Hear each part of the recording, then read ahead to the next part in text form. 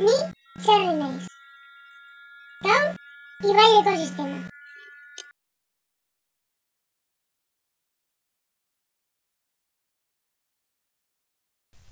Ibaiak uraren zikloaren atal besterik ez dira. Euria eta elurraren urarekin mendietan errekatxoak txikiak sortzen dira. Errekatxoak elkartzen direnean ibaiak sortzen dira.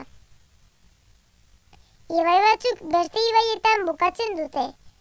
Ibaiadarrak deitzen dira. Eta beste batzuk itsasoan bukatzen dute. Gipuzkoako ibaiak motzak dira. Mendiak itsasondoan daude. Ibaiak ekosistema. Ibaietan izaki batzuk daude, eguzkiaren energia hartzen dutenak, janaria sortzeko. Kate trofikoaren bekaldean daude. Kate trofikoa goi mailako animali harrapakariak jaten dute behe mailako animaliak. Ibaiaren atalak. Ibaietan hiru atal berriz ditugu. Goi ibilgua, erdi ibilgua eta behe ibilgua. Goiko atala ibaieko lehenengo kilometroak sortzen dute. Bere bidean estua da. Urgarbia gutxi eta hotza da. Bekaldean harriak daudelako ura salto eta talka egiten du harriekin. Ura eramaten dutena. Horregatik, animali gutxi bizi da alde egin dute hor. Bakarrik uretako barraskiloak, ibaiko karramarroak eta larba batzuk. Ibai ertzeetan pagoak, aritzak eta pinuak egoten dira. Hemen bizitzen diren urra zozoak eta Martin arrantxoleak. Gauean karramarroak eta igelak ateratzen dira. Erdi ibilgua atalak.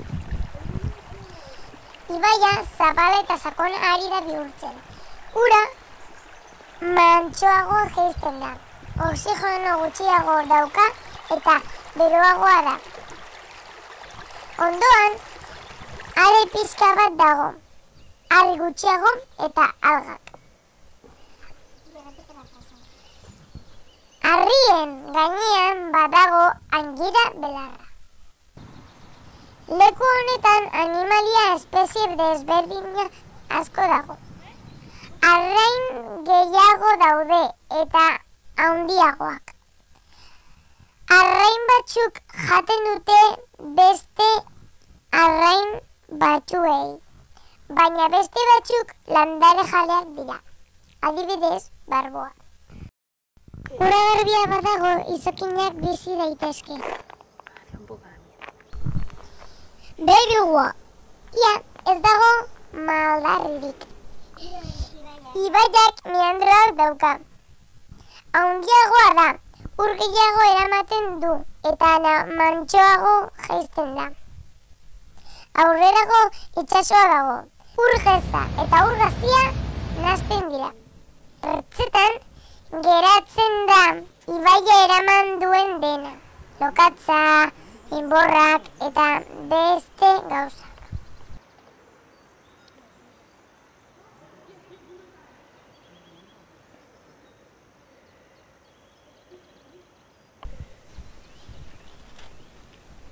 Elikagai hauen esker ertzetan landare asko dago.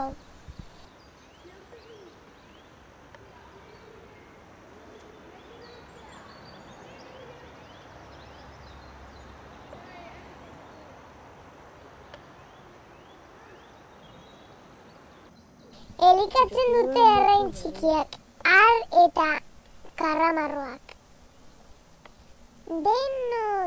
Denok gero izango dira txori eta arrain handien janaria.